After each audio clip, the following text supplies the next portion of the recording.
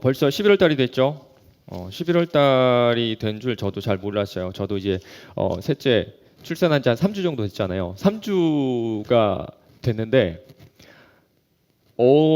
매번 그냥 앞만 보고 걸어갔던 것 같아요. 차를 타도 앞에만 보고 옆에 안 보고 걸어가다가 어느 날 보니까 낙엽이 떨어질 때 깜짝 놀랐어요. 단풍이 생겼네, 낙엽이 생겼네. 정말 몰랐습니다. 여러분도 아마 그러실 것 같아요. 바쁘게 살다 보면 낙엽이 생겼는지 뭐 단풍이 드는지 이거 모르고 그냥 지나가시다가 겨울을 맞이하게 될 것 같은데요. 11월 달은 특별히 그런 달이 되는 것 같아요. 그래서 여러분 혹시 11월 달은 이렇게 한번 보내는 건 어떨까요? 11월 한 달은 딱 한 달만은 우리 기도 알람 한번 맞춰놓고 자신의 시간을 정해서 하나님께 그 시간만큼은 딱 드리는 건 어떨까요? 길지 않아도 좋을 것 같습니다. 저도 뭐 기도할 때는 뭐 짧게 기도하면 10초, 20초, 30초 기도하거든요. 근데 시간을 정해놓고 기도하면 참 의미가 있을 것 같아요. 11월 한 달만큼 여러분 하루도 놓치지 마시고 딱 시간을 정해놓고 기도 알람 맞추시고 기도하시기 바랍니다.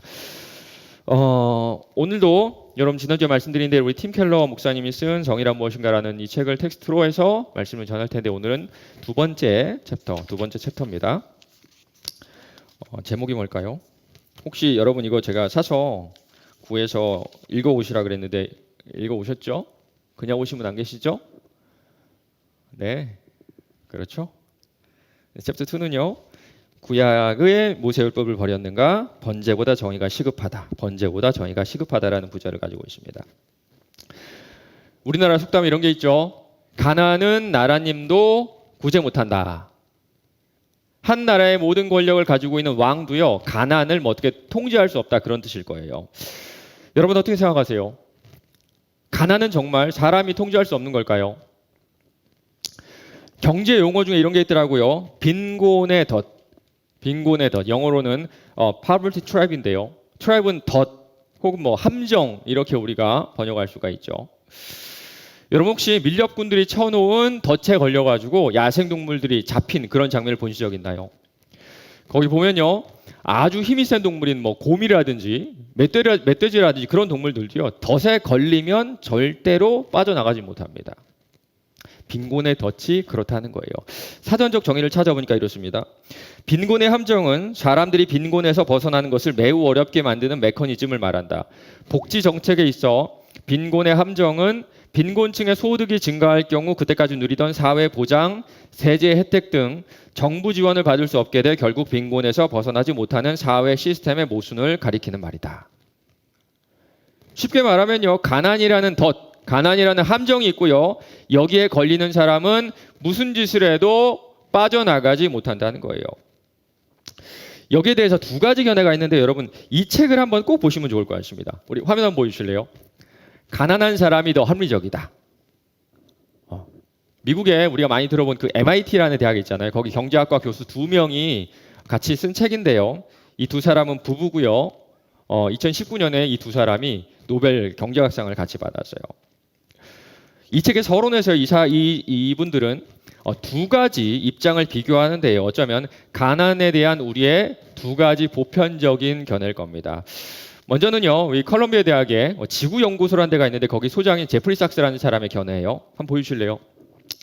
가난한 나라가 가난한 까닭은 그들이 지정학적으로 열대의 불모지에 위치해 말라리아가 극심할 뿐 아니라 육지에 둘러싸인 경우가 많기 때문이다. 따라서 대대적인 초기 투자로 지역 특유의 문제를 해결하도록 돕지 않으면 이들 지역의 생산성을 끌어올리기 어렵다. 가난한 나라들은요, 근본적인 약점을 가지고 있어서 약육강식, 적자 생존의 자유시장에서는 살아남을 수 없다는 겁니다. 그래서 유일한 대안이 좀 잘 사는 나라에서 해외 원조를 해주는 거예요. 그러면 빈곤이 사라질 거라고 합니다. 다른 한편에 있는 사람은요. 뉴욕대학교 경제학과 교수인 윌리엄 이스털리라는 사람인데요. 들어보세요. 원조는 독자적인 해결책 마련을 막을 뿐 아니라 피원조국의 여러 기구를 부패로 내몰고 기반을 약화시킨다.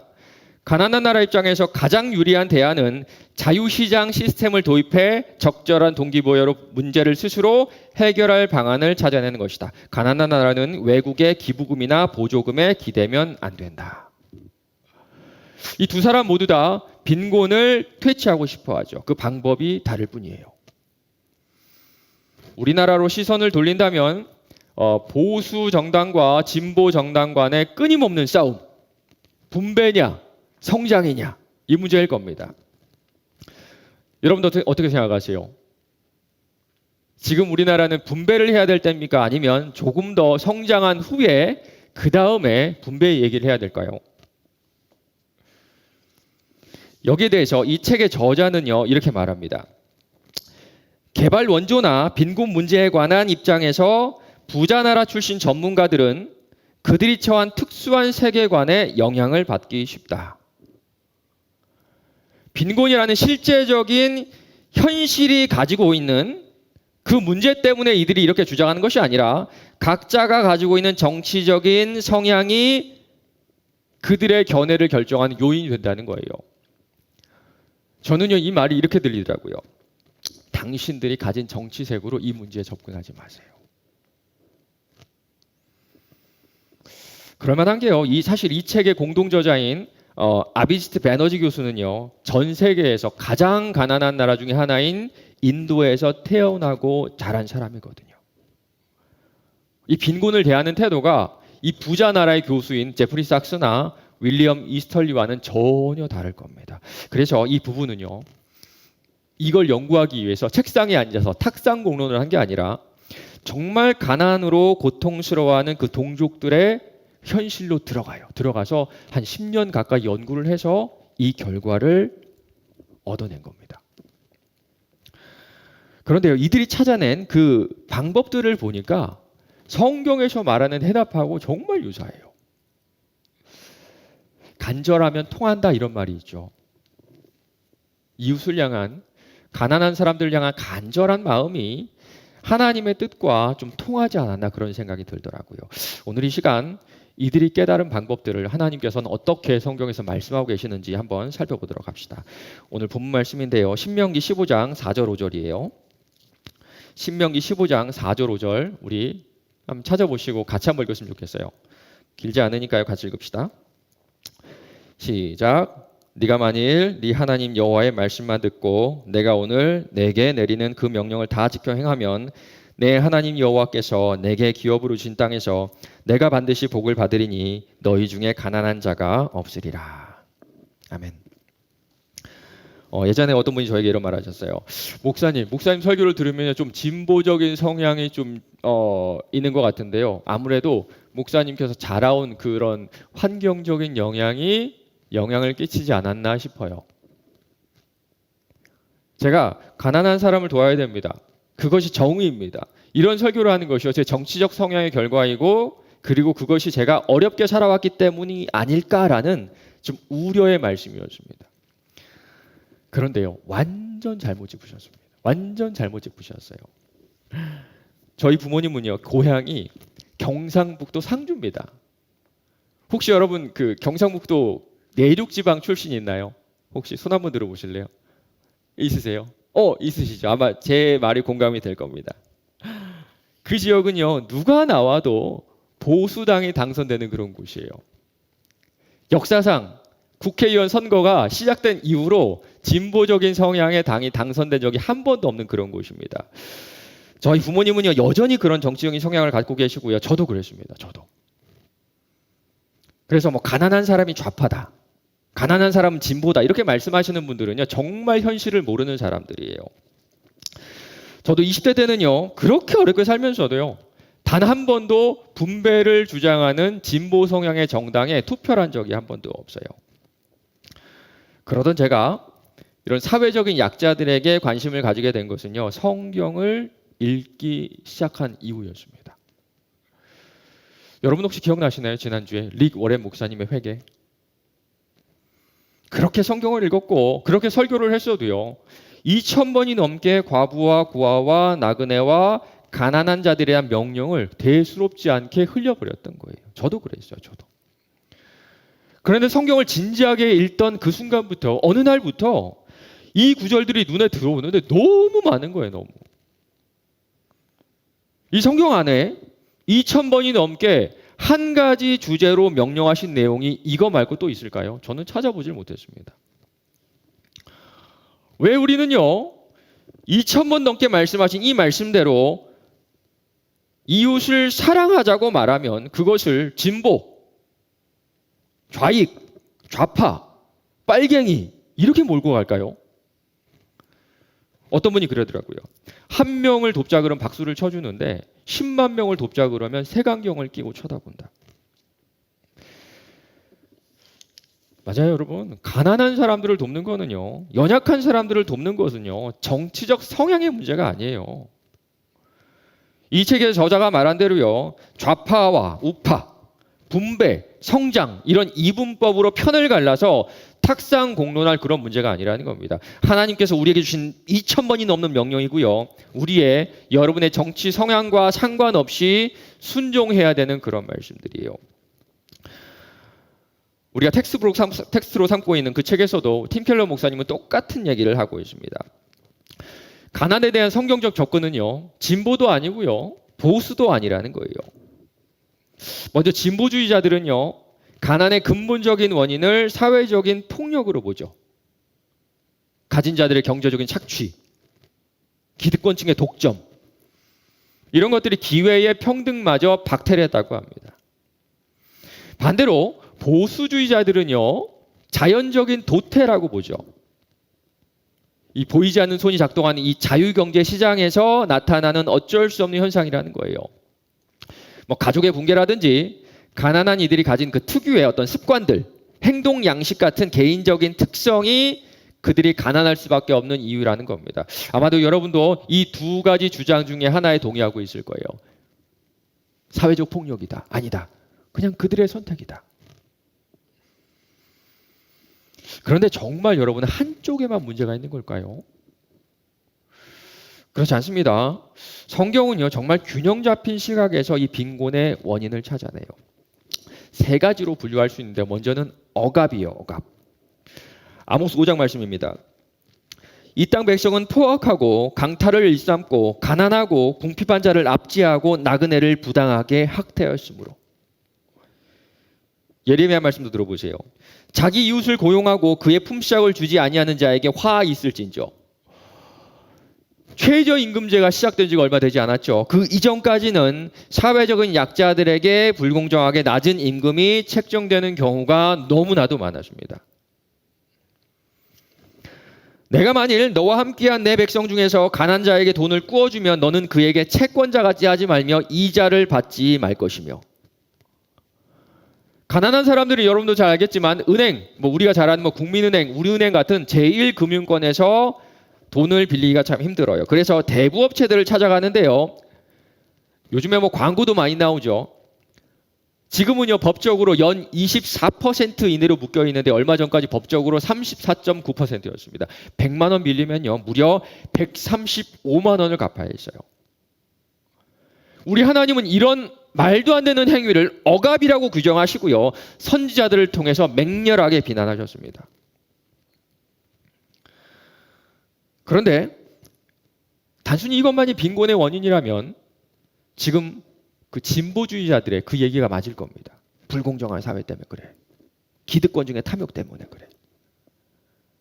그런데 성경은요, 또 다른 원인들을 간과하지 않아요. 두 번째 원인은요, 자연재해라고 할 수가 있어요. 기근이라든지 홍수라든지 신체에 드는 그 병들이 빈곤의 원인이라고 하세요. 사실 아프리카에 있는 가뭄이나 지난 2010년에 있었던 IT 대지진 이런 것들은요, 인간의 능력으로는 정말 불가항력적인 그런 것들이잖아요. 사고로 신체적인 능력을 잃은 것도 사람으로서는 어쩔 수 없는 빈곤의 원인이 되기도 하죠. 마지막 세 번째는요, 개인에게, 내 자신에게 빈곤의 원인이 있다고 하세요. 게으른 자여, 네가 어느 때까지 누워 있겠느냐? 네가 어느 때까지 잠이 깨어 있겠느냐? 좀 더 자자, 좀 더 졸자, 손을 모으고 좀 더 누워 있자 하면 네 빈궁이 강도같이 오며 네 곰핍이 군사같이 이르리라. 잠언 23장 말씀도 들어보세요. 술 취하고 음식을 탐하는 자는 가난하여질 것이요 잠자기를 즐겨하는 자는 헤어진 옷을 입을 것임이니라. 여러분도 아시겠지만요, 이제 대한민국 사회는 알바만 해도 먹고는 살 수 있습니다. 어떻게 하냐고요? 제가 해봐서 알아요. 제가 해보니까요, 알바만 해도 먹고는 살아요. 물론 뭐 어린이나 노약자나 뭐 장애를 가지신 분처럼 예외적인 그룹들은 있습니다. 그러나 그 외에는 정말 열심히 일하면 먹고 사는 데는 문제가 없어요. 스스로 자신을 통제하지 못한 그 나태함이 가난함을 유발시키는 근본적인 원인이 된다고 합니다. 맞습니다. 하나님은요, 이렇게 빈곤의 원인을, 가난의 원인을 단순한 문제가 아니라 복합적인 현상으로 보고 계세요. 구조적이고 자연적이고 개인적인 문제가 서로 얽히고 얽혀서 일어나는 사태인 겁니다. 그래서 진보주의자들이 말하는 대로 분배 정책을 시행하면 해결할 수 있는 것도 아니고요. 보수주의자들이 말하는 대로 개인의 역량을 키워야 해결할 수 있는 것이 아닙니다. 이 책의 저자들도요, 똑같은 말을 해요. 우리는 모든 문제를 몇 가지 원칙으로 단순화하는 게으르고 정형화된 사고방식을 버려야 한다. 거시경제 정책이나 제도개혁 같은 겉모습에 혹해서는 안 된다. 그러면 가난의 문제에 대해서 주시는 우리 하나님의 그 해결 방법은 뭘까요? 참 신기한 게도요, 이 책의 접근과 참 결이 같은 것 같습니다. 먼저 신명기 15장 1절 2절이에요. 매 7년 끝에는 면제하라. 면제의 규제는 이러하니라. 그의 이웃에게 꾸어진 모든 체주는 그것을 면제하고 그의 이웃에게나 그 형제에게 독촉하지 말지니 이는 여호와를 위하여 면제를 선포하였습니다. 이스라엘 백성이라면 누구든지 7년마다 그 빚을 탕감해 주라고 하세요. 채무 탕감 법규는 빈곤을 불러오는 핵심 요소들 가운데 하나, 부담스러운 장기 채무를 제거할 목적으로 마련된 강력하고 실제적인 공공정책이었다. 그런데 채무를 탕감해 주는 것이 끝이 아닙니다. 우리 하나님은요, 채무를 탕감받은 그 사람이 채워질 때까지, 다 채워질 때까지 도움을 베풀어야 한다고 강력하게 말씀하고 계세요. 네 하나님 여호와께서 내게 주신 땅 어느 성읍에서든지 가난한 형제가 너와 함께 거주하거든 그 가난한 형제에게 네 마음을 완악하게 하지 말며 네 손을 움켜쥐지 말고 반드시 네 손을 펴서 그에게 필요한 대로 쓸 것을 넉넉하게 구워주라. 반드시, 넉넉히, 이런 말씀을 하시죠. 그냥 불쌍해가지고 내가 내 할 도리 그냥 몇만 원 쥐어주고 이렇게 끝나서는 안 된다는 겁니다. 그들이 채무에 벗어나는 것만으로 끝나는 것이 아니라 가난에 덫에서 완전히 나올 때까지 경제적이고 심적인 후원을 아끼지 말아야 된다는 거예요. 이 책에서도 비슷한 대책을 내놓습니다. 소액 금융은 가난한 사람이 장기 목표를 세우고 이를 달성할 수 있도록 돕는 여러 가지 방법 중 하나다. 보험도 마찬가지다. 사회 안전망도 그런 역할을 한다. 소득이 일정 수준 이하로 떨어질 때 수급 자격을 주는 최저소득 지원 제도를 도입하면 가난한 사람은 생계 걱정에서 벗어날 수 있다. 더욱 중요한 것은 작은 희망과 안도감, 위안이 강력한 유인이 된다는 점이다. 자신이 원하는 모든 것이 멀리 떨어져 있는 상황에서 희망을 유지하기는 매우 어렵다. 골대를 조금 가깝게 밀어주는 것은 가난한 사람이 골대를 향해 달려가는 첫걸음을 내디도록 하기 위해 반드시 필요한 일이다.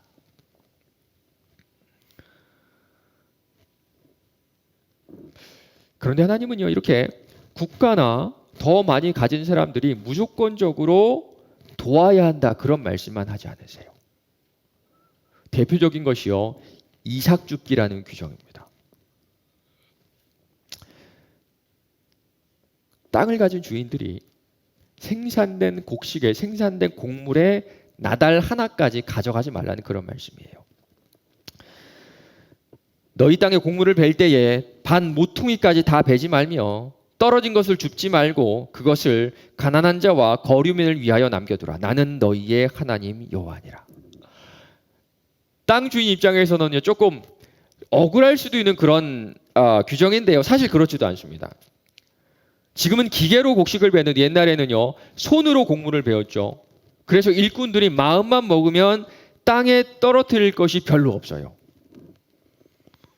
추수를 하고 나면요, 고장 남는 것은요, 나달 몇 개, 이상 몇 개밖에 없는 겁니다. 그래서 이것 때문에 땅 주인들이 경제적인 손실을 입을 확률은 상당히 미미해요. 그런데 가난한 사람들 입장에서는 좀 다르죠. 먹고 살기 위해서는 하루 종일 일해야 하지 않았을까요? 이밭저밭 돌아다니면서 떨어진 나달 몇 개, 떨어진 이상 몇 개를 주어야 그날 하루 배를 채울 수 있는 겁니다. 맞습니다. 하나님은 그들에게 일해서 먹고 살 수 있는 그런 장치를 마련해 주신 거예요. 이 책에서도 이와 비슷한 대안을 내놓습니다. 좋은 일자리가 희망이다. 단순히 돈을 지원해 주는 것이 능사가 아니고요. 정기적인 소득을 얻을 수 있는 일자리를 마련해 주는 것이 가난의 덫에서 벗어날 수 있는 좋은 방법이라고 해요. 여기에 관련된 구체적인 방법도 참 여러 가지를 제시해 주고 있습니다. 그런데 우리 하나님은요, 여기서 한 걸음, 10걸음 더 나아가세요. 우리 조금 전에 우리 하나님께서 말씀하셨던 규정 기억나세요?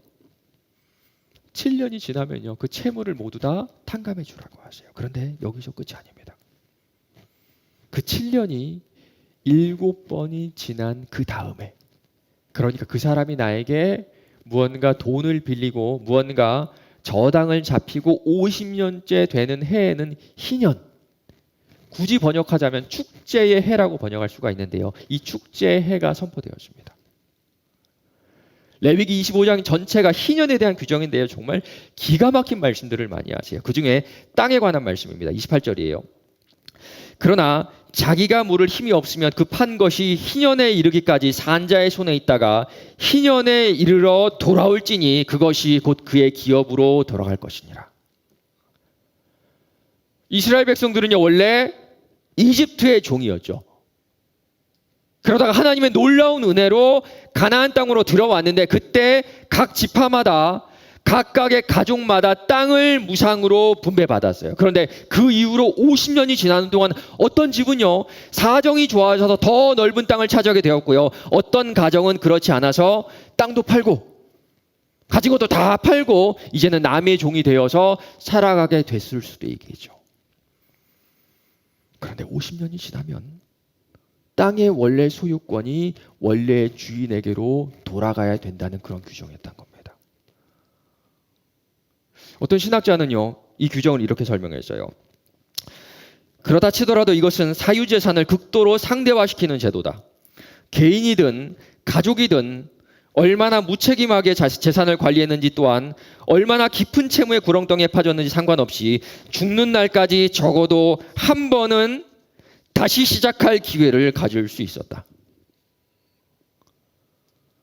약육강식, 적자 생존이 이 사회에 부익부 빈익빈을 만들어내고요. 이게 너무나 당연한 세상의 원리죠. 강자 독식이고요, 약자는 도태됩니다.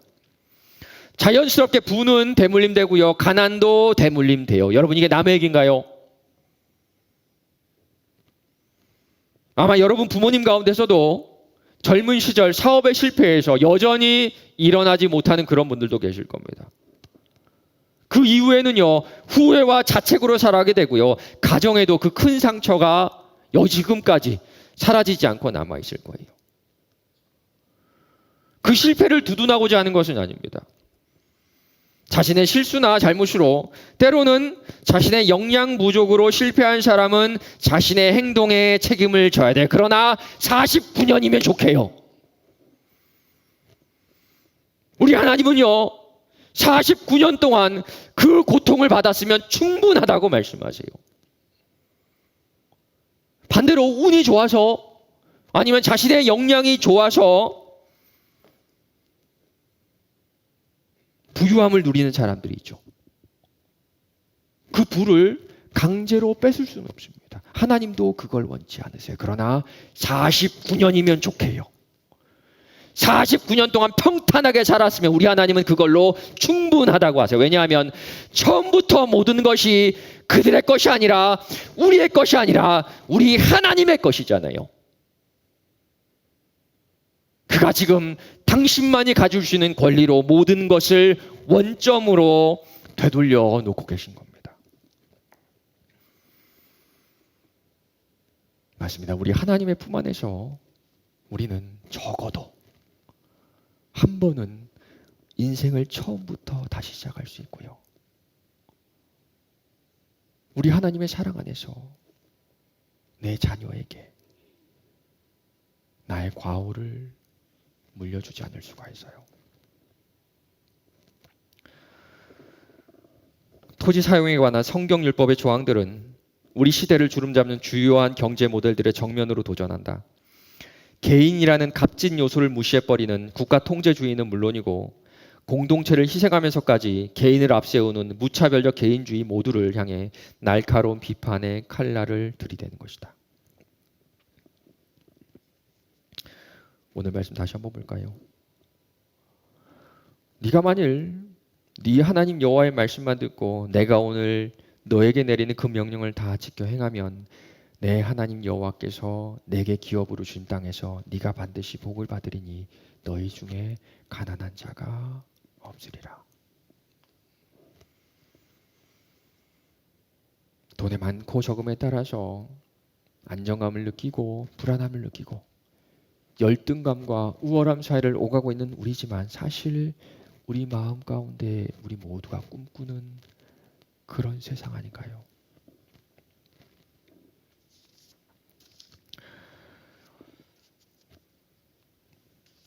말씀을 맺겠습니다. 저희 셋째가 태어난 지 3주가 되었어요. 이 출산 과정이 정신없어가지고 그 당시 몰랐는데요.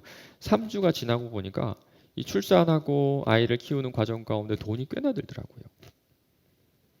저는요, 뭐 아이 둘을 이미 키워가지고 사전에 이럴 걸 알았기 때문에 이렇게 돈을 좀 차곡차곡 모아둬서 뭐 병원비를 처리하고 이것저것 구매하는데 전혀 어려움이 없었습니다.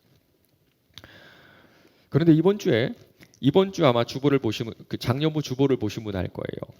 교회 광고 하나가 눈에 확 들어오는데요. 우리 교회 국제부 성도 가운데 출산을 한 그런 부부가 있더라고요. 그 얘기를 듣자마자 그걸 보자마자 이런 생각이 드는 거예요. 아, 돈 많이 들었을 텐데. 아마 제가 3주 전에 출산하지 않았으면 이런 마음이 들지 않았을 것 같아요.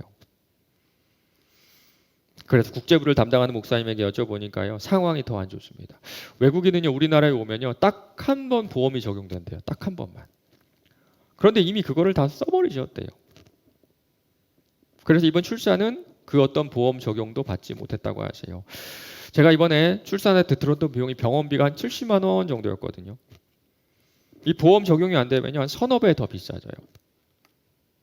물어보니까요. 한 그 정도 들었다고 하더라고요. 한 300만 원 정도 들었다고 하세요. 그런데 영세한 공장에서 일하시는 그분들에게 300만 원은요. 한 달치 월급, 거의 두 달치 월급이 되는 정말 감당하지 못할 큰 돈일 거예요. 아, 그걸 보는데 그 한 줄 출산 보는데 마음이 너무 무거워지는 겁니다. 그때 마침 지난주에 어떤 자매로부터 받은 연락이 번뜩 생각이 났습니다. 지난주 주일날 받은 메시지요. 목사님 은혜 가득한 말씀 감사합니다. 마음에 진동이 느껴집니다. 그리고 저도 주님의 말씀에 따라 작은 반응을 하고 싶습니다. 선교 헌금 100만 원을 드리려고 합니다.